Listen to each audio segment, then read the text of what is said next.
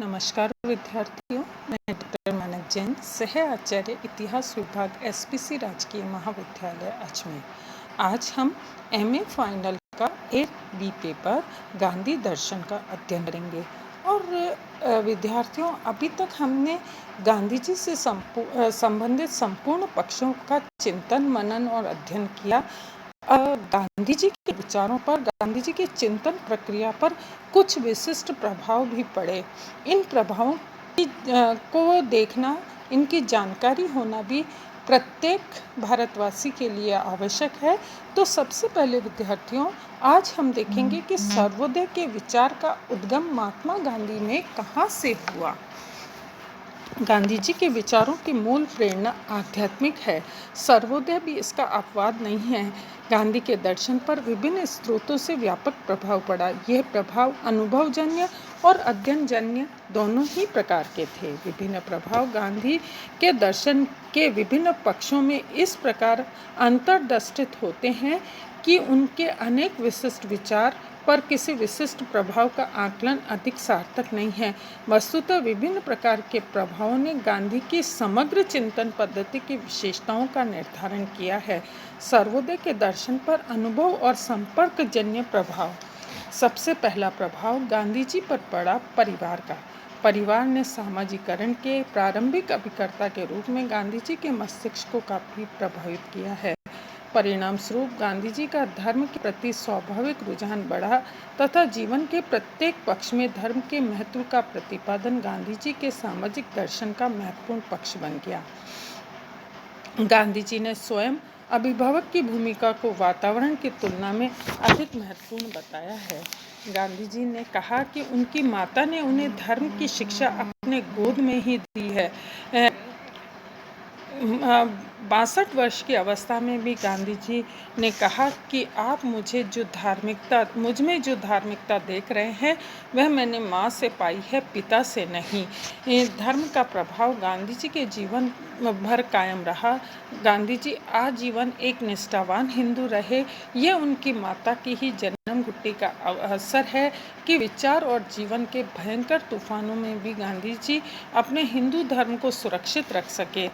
कर्तव्य निष्ठा और दृढ़ संकल्प का एक उदाहरण हमें उनकी माता में यह मिलता है कि वे व्रत और उपवासों में लेने वाले निश्चय को पूर्ण करती थी। गांधी जी ने ऐसी घटनाओं का भी जिक्र किया है जिसमें उनकी माता ने सूर्य नारायण के दर्शन न होने पर अपने सत्य, निष्ठा और संकल्प कर्तव्य पालन को नहीं छोड़ा है। उनकी माँ के लिए गृहस्थ कार्यों में, बीमारों की सेवा, बच्चों में व्यस्त रहना प्राथमिक दायित्व थे। इन दायित्वों के प्रति उनके समर्पण के कारण राज दरबार में अपने पति की प्रतिष्ठित स्थिति के पश्चात भी उन्हें दरबार या उनसे जुड़ी बातों में कोई आकर्षण नहीं था। गांधी जी जब स्त्री को स्नेह, प्रेम और करुणा की मूर्ति बताते हैं तो उनके सामने उनकी माँ की तस्वीर सजीव हो उठती है।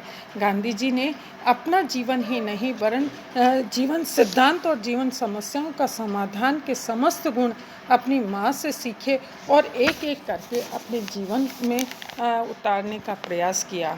गांधी जी को अपने पिता से धर्मनिरपेक्षता की शिक्षा मिली। जहाँ गांधी जी को उनकी माता ने हिंदू धर्म के प्रति कट्टर बनाया, वहीं उनके पिता ने अन्य धर्मों के प्रति भी जिज्ञासा सिखलाई। पितृभक्त मोहनदास अपने बीमार पिता की सेवा के समय वहाँ बीमार पिता से मिलने आने वाले मुसलमान, जैन और फारसी मित्रों से चर्चा बड़ी रुचि के साथ सुनते थे। इस जिज्ञासा का उनके धर्मनिरपेक्ष दृष्टिकोण से के विकास में निर्णायक प्रभाव पड़ा। मोहनदास ने अपने पिता के अहिंसा का पाठ ही नहीं सीखा वरन अहिंसा पर उनका यकीन पक्का हो गया। उनके शब्दों में उस समय तो मैं उसके सिवाय पितृ प्रेम के कुछ और न देख सका, पर आज मैं उसे शुद्ध अहिंसा का नाम दे सकता हूँ। ऐसी अहिंसा के व्यापक रूप धारण कर लेने से उसके स्पर्श से कौन अछूता रह सकता है। ऐसी व्यापक अहिंसा शक्ति का नापतोल सक्षम है। गांधी जी ने अपनी पत्नी से भी सहनशीलता सीखी। कस्तूरबा एक मनस्वी और स्वतंत्रता प्रिय महिला थी। वे अपने पिता के गलत निर्णयों का निर्भयतापूर्वक विरोध करती थी, बदले में मिलने वाले कष्टों को बिना हिचक के स्वीकार कर लेती थी।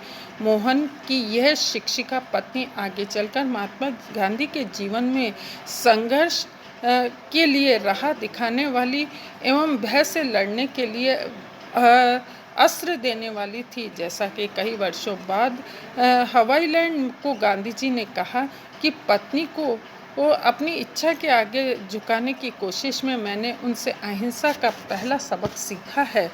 कस्तूरबा के चरित्र से गांधी जी की अहिंसा को निर्मित करने वाली दो भावनाएं मिलती है। प्रथम, स्वतंत्रता पूर्वक एवं निर्भयता पूर्वक विचार अभिव्यक्ति एवं कर्तव्य पालन की। दूसरी, शांत दृढ़ निश्चय के साथ विरोध।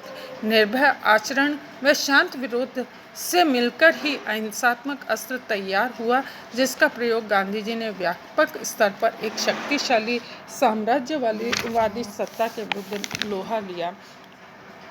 गांधी जी पर विशेष प्रभाव रायचंद भाई का भी पड़ा। गांधी जी पर रायचंद ने, जो कि कवि और जाने माने व्यापारी था, का भी काफ़ी प्रभाव पड़ा। रायचंद का संपूर्ण जीवन खोज में बीता। गांधी जी उनके सत्य के प्रति लगाव से काफ़ी प्रभावित थे। संत स्वभाव के व्यापारी भाई रायचंद ने एक आदर्श हिंदू चरित्र के रूप में प्रभावित किया। गांधी जी रायचंद भाई की बुद्धि, धर्म दर्शन, जीवन के प्रत्येक कार्यकलाप में धर्म की झलक, उनके विचारों, दर्शन, धर्म के प्रति निष्ठा एवं अनुभव के महत्व को लेकर प्रभावित हुए। उनके आध्यात्मिक परामर्शों से वे पर्याप्ततः लाभान्वित हुए। रायचंद भाई ने उन्हें जो कुछ ग्रहण किया वह उनके लिए नवीन विचार थे। धर्म के प्रति गांधी जी के विचार अरुचिकर थे, लेकिन रायचंद के संपर्क में आने के पश्चात रुचिकर लगने लगे। रायचंद की लिखित पुस्तक पंजीकरण, मार्ग रत्नमाला, हरिश्चंद्र, सूर मुमुक्षु प्रकरण, षड दर्शन समुच्चय ने जहाँ दया से संबंधित रायचंद के विचारों का दर्शन करा, वहीं हिंदुत्व के प्रति गांधी जी की निष्ठा भी बढ़ गई। गांधी जी पर गोखले का भी प्रभाव पड़ा। गोखले ने अपनी उदारवादी शैली से ब्रिटिश सरकार के अभारतीय रवैये का विरोध किया। गांधी जी तुरंत स्वराज तो नहीं चाहते थे, पर इसके लिए अंग्रेजों को भारत के लिए अनुकूल ही मानते थे। वे शासन करें, परंतु प्रभावपूर्ण सुधारों की अपेक्षा अवश्य रखते थे। गोखले ने अपने विचारों को मूर्त रूप देने हेतु राष्ट्र निर्माण के लिए सब कुछ अर्पण कर देने वाले राजनीतिक सन्यासियों का संगठन सर्वेंट ऑफ इंडियन सोसाइटी की स्थापना भी की। एक उत्साहिक सुधारक के रूप में गोखले प्रशासन से ही नहीं, वरन समाज और मानवता में भी सुधार चाहते थे, ताकि स्थापित होने वाली व्यवस्था स्थायी हो सके। गोखले ने गांधी को भारत लौट आने की सलाह दी, और अभी वे भारत के मामले में कुछ जानकारी नहीं रखते थे एवं उन्हें एक विद्यार्थी की तरह भारतीय परिस्थितियों का कुछ समय के लिए ज्ञान अवश्य करना चाहिए। गोखले के परामर्श पर किया गया यह कार्य गांधी जी के लिए लाभदायक रहे। इसीलिए विद्यार्थियों कहा जाता है कि गोखले गांधी जी के राजनीतिक गुरु भी थे। गांधी जी व गोखले के अनेक वैचारिक मतभेद थे, परंतु गोखले को आंदोलन, बहिष्कार, असहयोग, हड़ताल आदि की राजनीति पसंद थी, परंतु असहयोग गांधी जी का एक महत्वपूर्ण अस्त्र था। गांधी जी पर तिलक के विचारों का भी प्रभाव पड़ा। गांधी जी राजनीति में साधु वृत्ति को सम्मिलित करना चाहते थे और संत शैली के ही राजनीतिक आंदोलन को लड़ना चाहते थे। ये बात तिलक को संदेहास्पद लगी और उन्होंने गांधी जी को बताया कि राजनीति संतों का कर्म क्षेत्र नहीं है।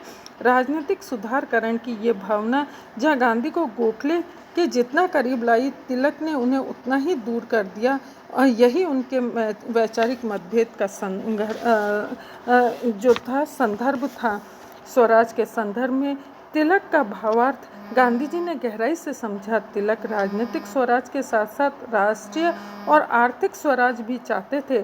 विदेशी बहिष्कार और स्वदेशी के उपयोग के उनके आग्रह को इसी संदर्भ में समझा जा सकता है। गांधी जी ने यद्यपि लोकमान्य की अनेक बातों को ग्रहण की, तथापि उनको गुरु या मार्गदर्शन के रूप में स्वीकार नहीं किया। उन्होंने कहा कि मैं तिलक का अनुयायी नहीं हूँ, मैं उनके दृढ़ साहस, असीम देश प्रेम और सहृदय की प्रशंसा करता हूँ। सर्वाधिक उनके पवित्र और निस्वार्थ जीवन का आदर करता हूँ। वर्तमान समाज में मनुष्यों के हृदय में उन्होंने स्वराज का बीजारोपण किया है एवं वर्तमान शासन की बुराइयों को सर्वाधिक लोकमान्य ने समझा है। मैं उनके शागिर्द की तरह उनके विचारों को फैलाने का प्रयत्न कर रहा हूँ। इस प्रकार लोकमान्य के विचार को चाहते हुए गांधी जी ने लोकमान्य का अनुसरण ही नहीं किया। इसका प्रमुख कारण वह संत भाव ही था जिसे वे राजनीति में ले जाना चाहते थे। लेकिन तिलक के इस संत भाव को चाहे व्यक्तिगत जीवन में अपनाते रहे हो या सार्वजनिक कार्यक्रमों में इसके महत्व के प्रति वे आश्वस्त नहीं थे। इति नमस्कार।